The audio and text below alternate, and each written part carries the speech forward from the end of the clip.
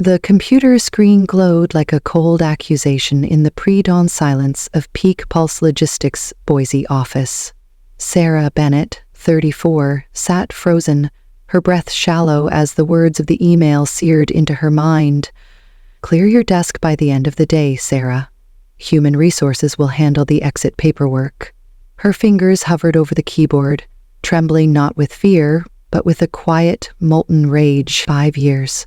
5 years of late nights, early mornings, and relentless dedication to a company that now discarded her like a crumpled memo. The timestamp on the email read 4:37 a.m., sent by Mark Sullivan, her direct supervisor, a man who, just last week, had looked her in the eye and approved her 3 days of bereavement leave to bury her father. Sarah leaned back in her leather chair, the squeak piercing the stillness. The office was a ghost town at this hour, the hum of fluorescent lights the only sound. Outside, the Boise sky was just bruising with the first hints of dawn, casting a pale glow over the cubicles.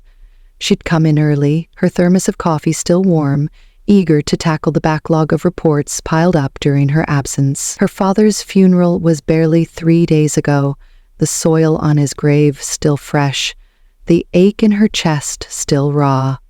Yet here she was, ready to prove her commitment. And this was her reward. She read the email again, each word a fresh cut. "We need people who prioritize their work," it continued, as if standing by her father's casket, delivering a eulogy through tears, was akin to skipping out for a weekend getaway. Failure to maintain adequate presence during critical operational periods.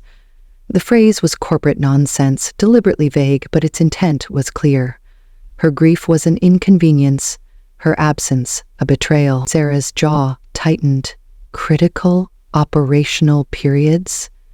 The Newbrook merger had closed successfully last month under her leadership. Profits were up 18% this quarter, thanks to her team's meticulous planning.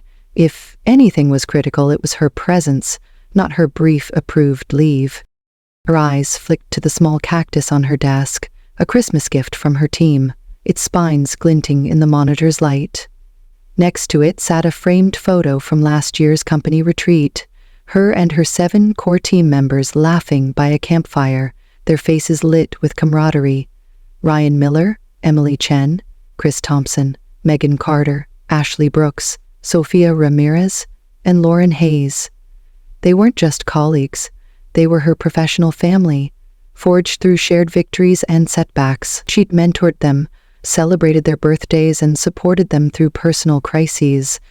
Now she wondered if they'd see this email, if they'd know how coldly Peak Pulse had severed her.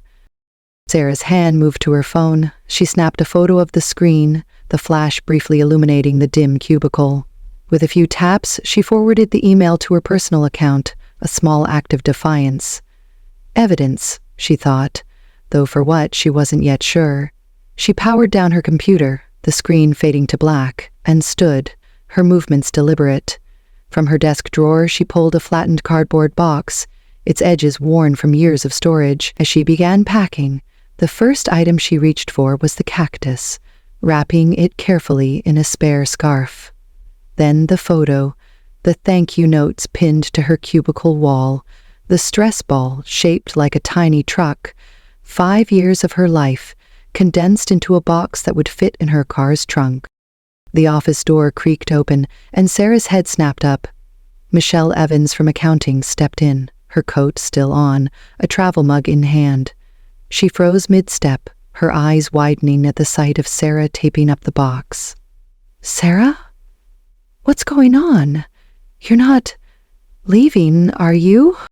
Sarah forced a tight smile, her voice steady despite the storm inside. "I've been let go, Michelle." Michelle's mug nearly slipped from her grip. "What? Let go? Why?" Sarah folded a stack of notebooks, avoiding Michelle's gaze. "Apparently, taking 3 days to bury my father wasn't showing proper priority for my work." As face contorted, confusion morphing into outrage. "That's insane. You're the best team lead we've got. Have you talked to Karen, the The regional manager needs to know about this. Sarah shook her head, securing the cactus in the box. I'm not fighting it, Michelle. Not like that. But I won't forget it either. Michelle opened her mouth to argue, but the sound of footsteps interrupted. Ryan Miller, Sarah's logistics coordinator, strolled in, his usual grin faltering as he saw the box. Whoa, boss, what's with the packing? You moving to a corner office or something?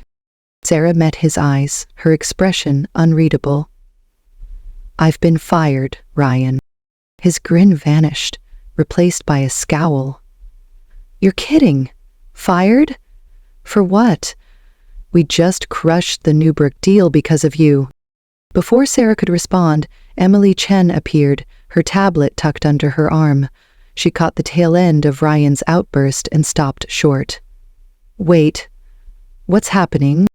Sarah's been canned, Ryan snapped, his voice rising, for no damn reason. Emily's tablet nearly hit the floor. That's not possible. You're the glue of this team, Sarah. Who approved this? Mark, Sarah said simply, taping the box shut. His email was waiting for me this morning.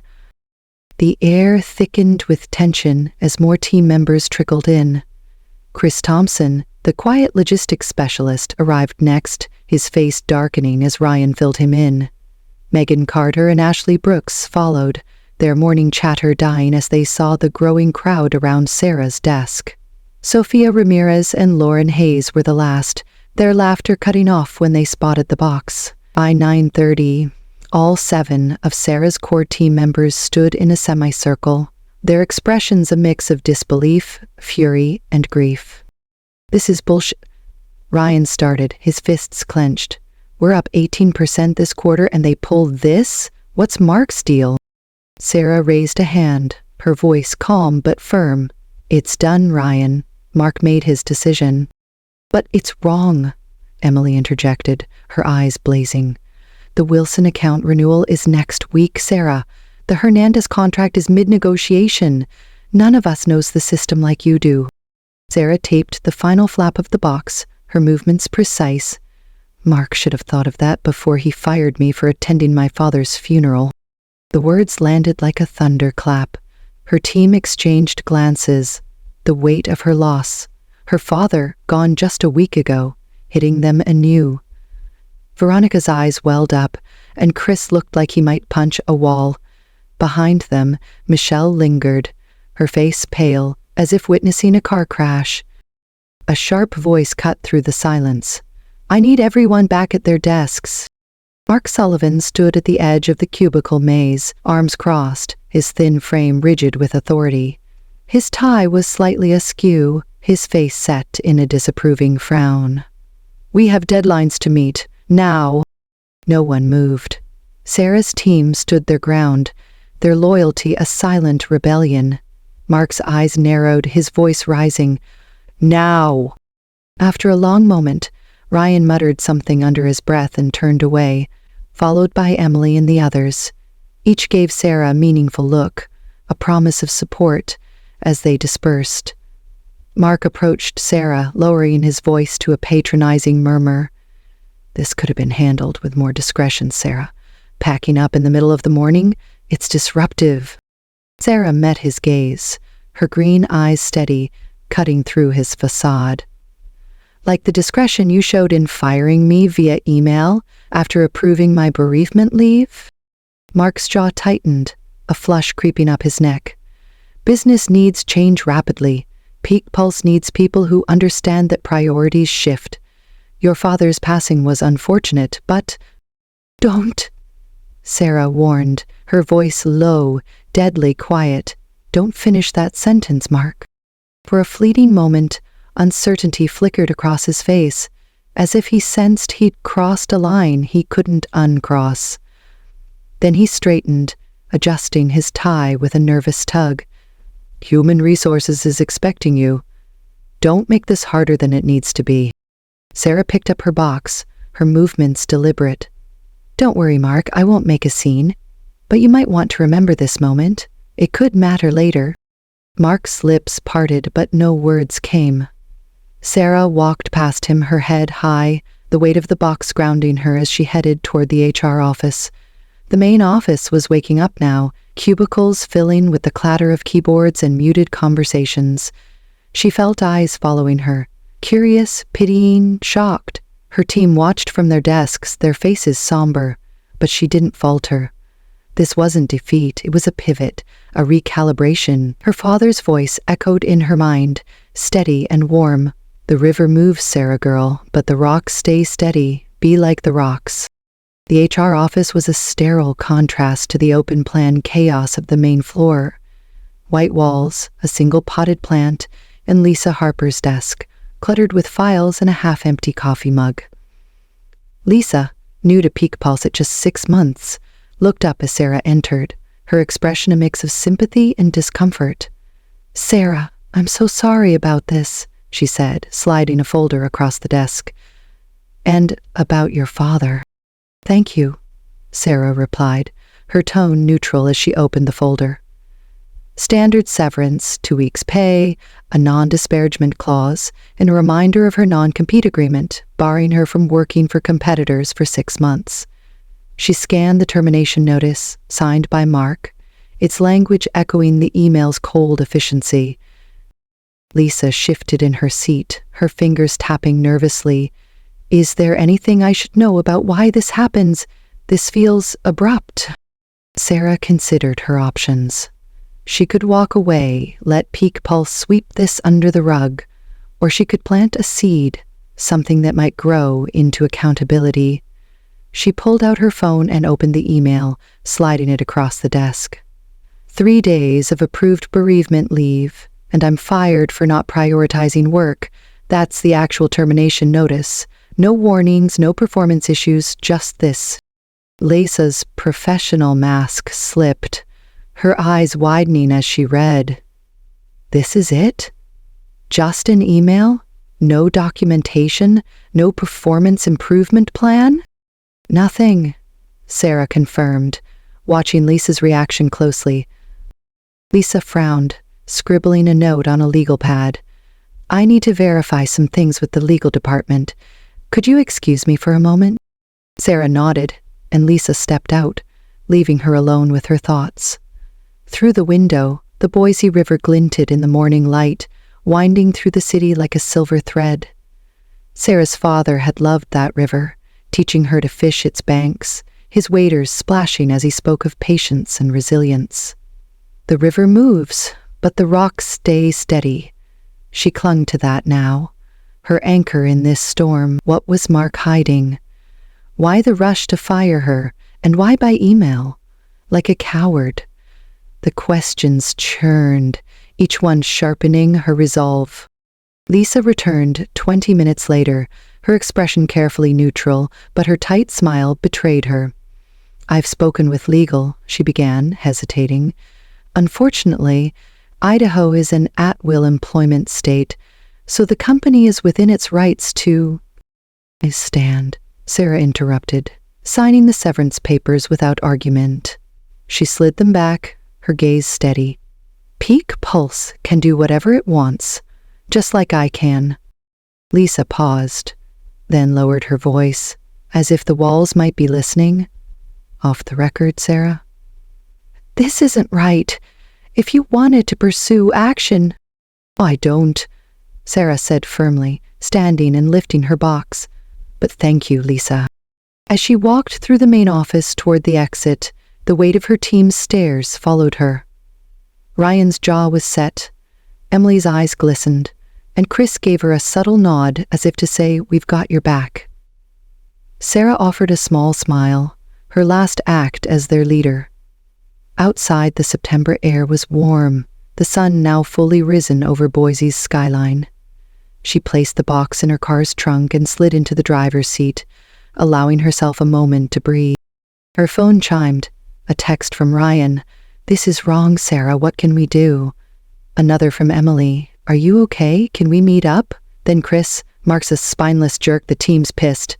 More messages flooded in, a chorus of loyalty and outrage. These weren't just colleagues, they were her people, bound by years of trust. Sarah's fingers hovered over the screen, a plan forming like a spark in dry grass.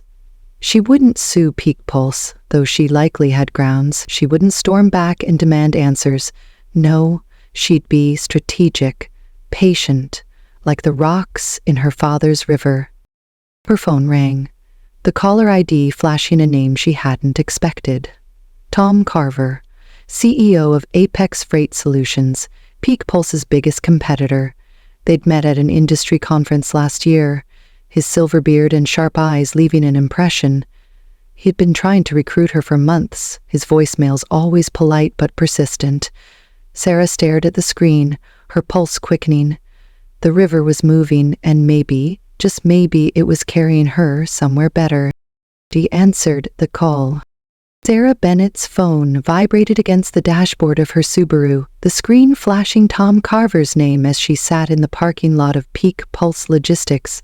The Boise morning was warm, the September sun glinting off the asphalt, but a chill ran through her as she answered. Her box of belongings, cactus, photos and all, sat in the trunk, a tangible reminder of the email that had upended her life just hours ago. Mark Sullivan's words echoed in her mind. Clear your desk by the end of the day. Yet her father's voice, steady and weathered, drowned them out. The river moves, Sarah girl, but the rocks stay steady. She pressed the phone to her ear, her pulse quickening. This call could be the first ripple in a new current. Sarah? Tom Carver's voice boomed, warm but edged with urgency. I heard what happened. Word travels fast in this town. You okay? Sarah's lips twitched, not quite a smile. Tom, the silver-bearded CEO of Apex Freight Solutions, had been circling her for months, his recruitment pitches a mix of flattery and persistence.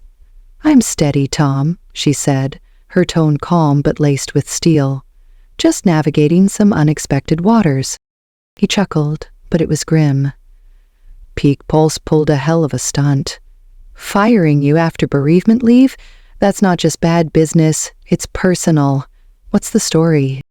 Sarah glanced at the Peak Pulse building, its glass facade reflecting the Boise River in the distance. She could walk away, keep her cards close. But Tom wasn't just a competitor, he was a potential ally. Mark Sullivan sent me an email this morning. Said I failed to prioritize work because I took 3 days to bury my father. Approved leave, mind you. No warnings, no performance issues.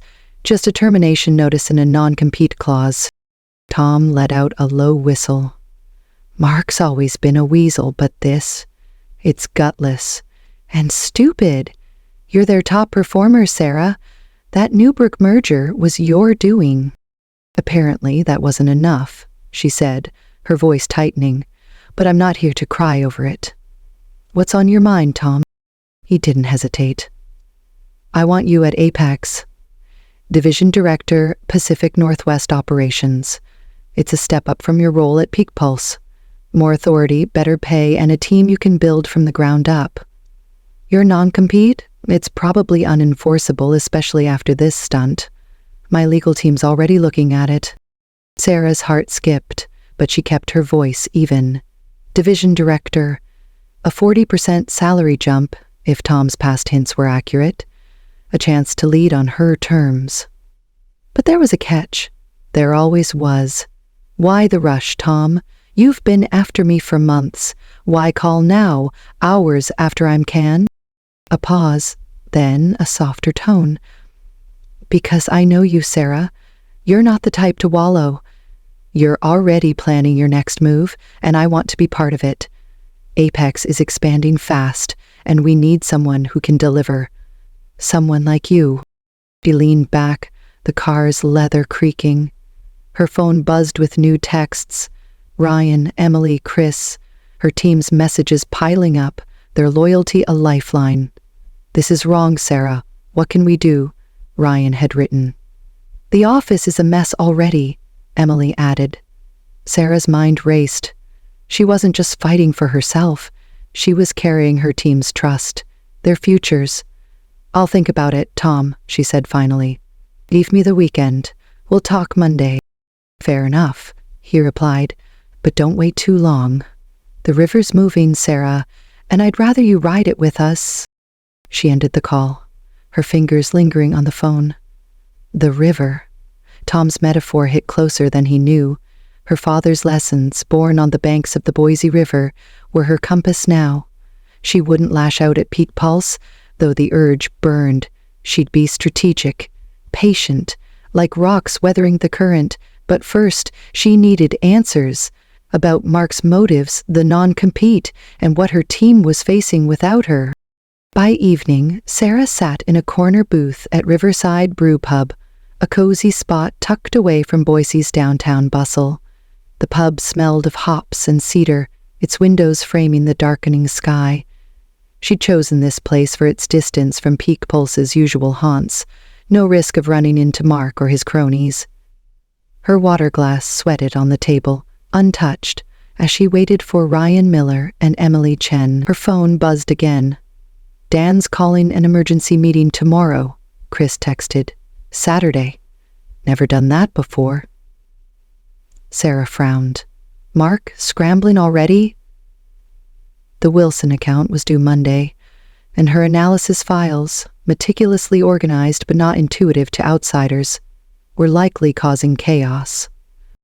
The pub door swung open, and Ryan strode in, his flannel shirt rumpled, his usual grin replaced by a scowl.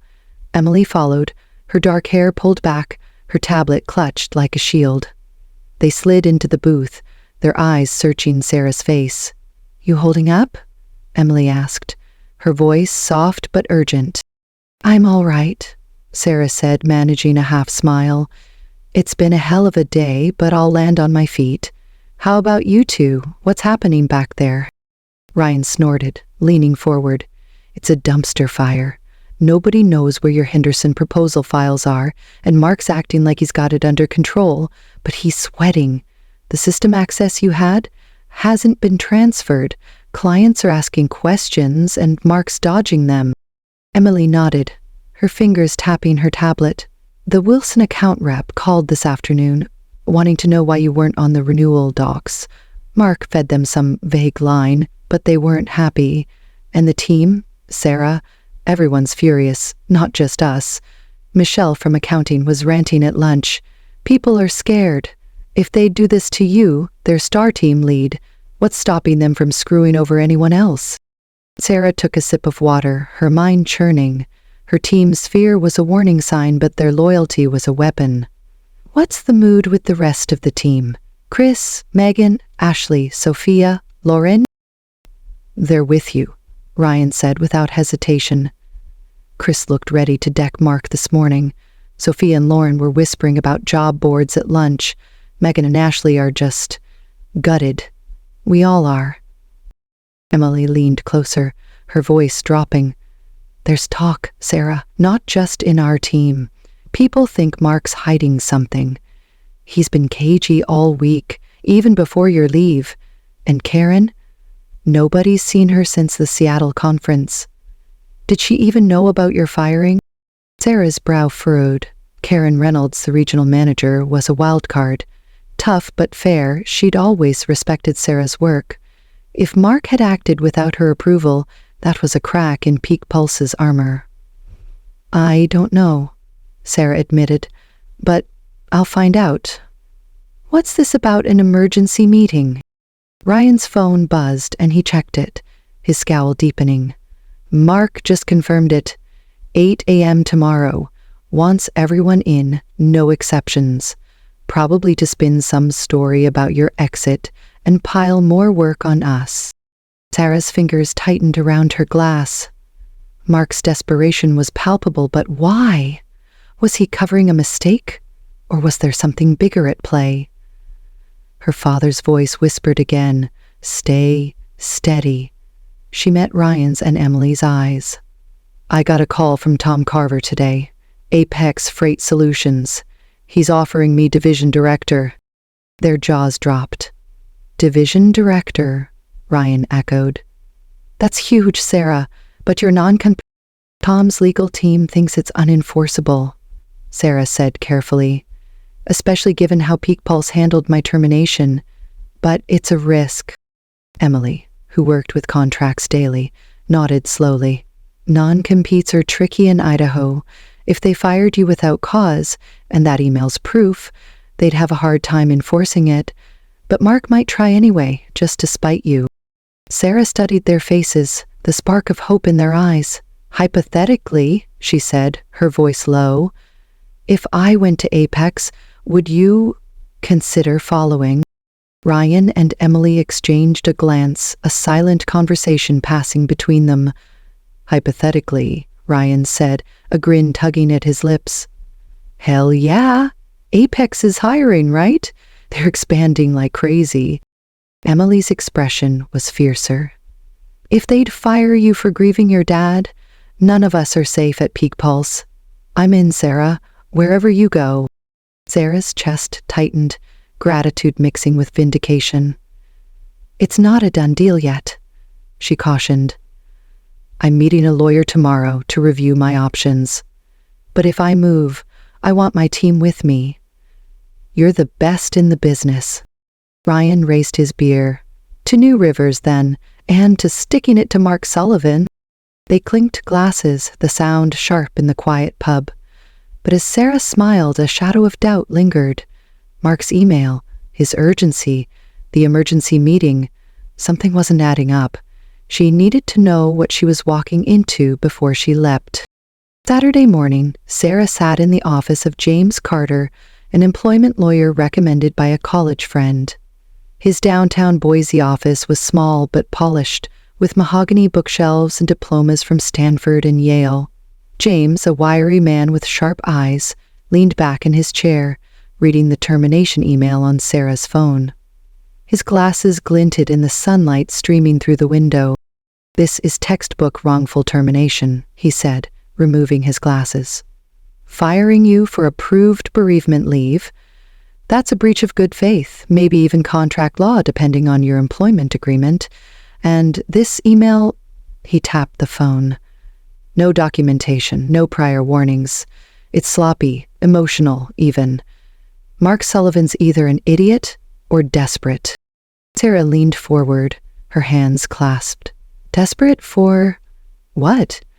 That's what I can't figure out. Peak Pulse is doing well, 18% profit growth this quarter, mostly from my team's work. Why fire me now, and why like this? James raised an eyebrow. Could be personal. You ever cross Mark, threaten his ego? Sarah shook her head. I've outshone him in meetings, sure. He's never liked how much Karen trusts me, but nothing blatant. He approved my leave without a peep. And bigger than you, James said, scribbling a note. Maybe he's covering a mistake, or someone's leaning on him. Let's talk about this non-compete. She handed him the severance folder and he skimmed the clause. 6 months, 300-mile radius? That's draconian. It's telling you to leave the industry or move to Montana. In Idaho, courts hate overly broad non-competes, especially when the employer acts in bad faith. Given your termination, I'd bet this wouldn't hold up. Sarah's pulse quickened. So I could join Apex Freight Solutions? James nodded. Proceed with caution, but yes. Apex would need to prove you're causing them actual harm, and with this email, they'd struggle. What's your plan? I've got an offer, Sarah said. Division Director at Apex, better title, 40% pay bump. I want to take it, but I need to know I'm clear. You're clear, James said, handing back her phone. But watch your back.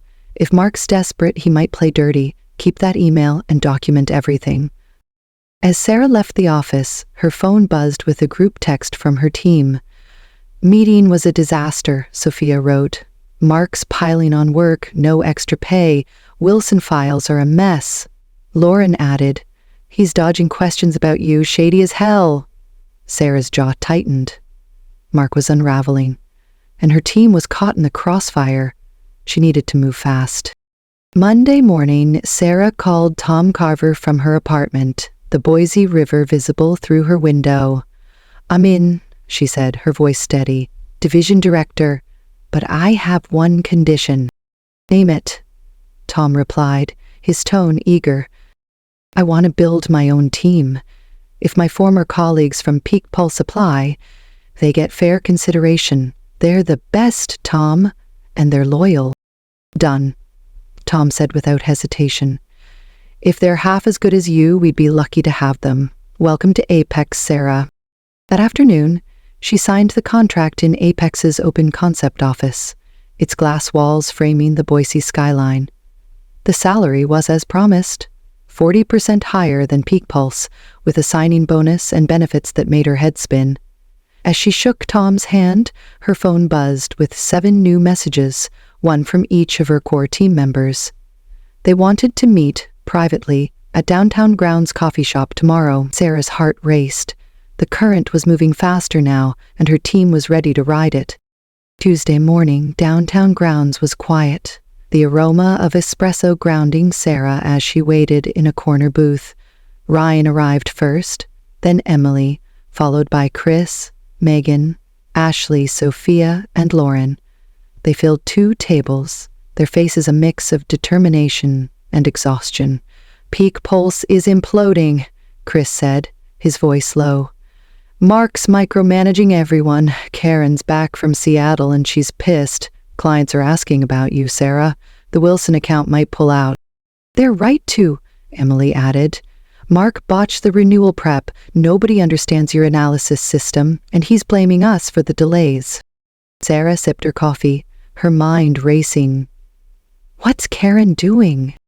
Asking questions, Sophia said. She pulled Ryan and me aside yesterday. Wanted to know why you were fired. Mark's claiming it was a performance issue, but Karen's not buying it. Sarah's eyes narrowed. Karen's involvement was new, and it shifted the board. We heard you're at Apex, Ryan said, cutting through the chatter. The others fell silent, watching her intently. News travels fast, Sarah observed, her tone neutral. We want in, Emily said firmly, all 7 of us. We applied yesterday. Sarah blinked, caught off guard. You applied before talking to me?